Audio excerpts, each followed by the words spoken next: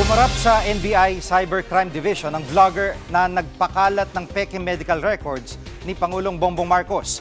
Live mula sa Pasay City, nangunguna sa balita si Gio Robles. Gio, anong paliwanag ng vlogger? Sir Jiggy, for the views lang. Yan ang inamin ng vlogger na si Jack Argota. Kaya nag-post siya ng peking medical records ni Pangulong Bongbong Marcos. Anya, hindi naman verified itong dokumento na ito at ginamitan niya ng AI. Kaya naman, ipinasabi na siya ng NBI at kanina humarap siya sa tanggapan ng Cybercrime Division. Nagsorry si Argota at inaming nadala lang siya ng kanyang emosyon. Pakinggan natin ang bahagi ng kwento na yan ng vlogger. May mali ako. Umiyak na siya. Pero hindi ko pinagsasayan. Hindi ko alam na kilki. Kasi ang dami na po siya. Kala ko, legit eh. Kahit nakasabay na ako, hindi ko naman alam.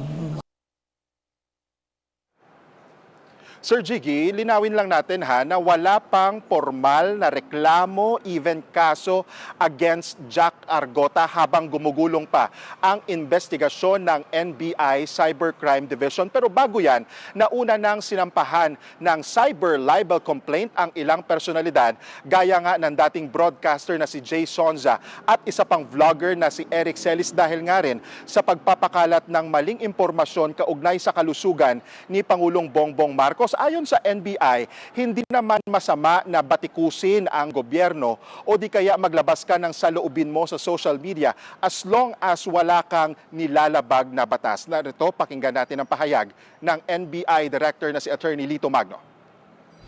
Again, ang basehan is yung kung ano ang i-share mo. Ang nakalagay po kasi may mga data privacy yan, may unauthorized or alleged fake news. At Gio, may pahayag na bang Malacanang tungkol dito sa pagkakasabpina kay Argota? Jiggy, ayon sa palasyo o nanindigan ang palasyo na may mananagot sa pagpapakalat ng fake news laban nga sa Pangulo. Anila, hindi natatapos sa paghingi ng sorry ang isyu na ito. Pakinggan natin ang pahayag ng Malacanang. Hindi po kasi ginagawang biro ang pagko-content.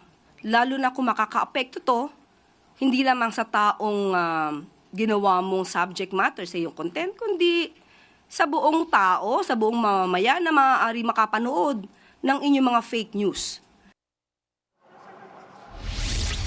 Sa mga kakapanood lang po sa Free TV at online, inyong napakinggan si Palace Press Officer Undersecretary Claire Castro. Sir Jiggy, balik sa iyo. Yan pong ulat ni Gio Robles live mula sa Pasay City.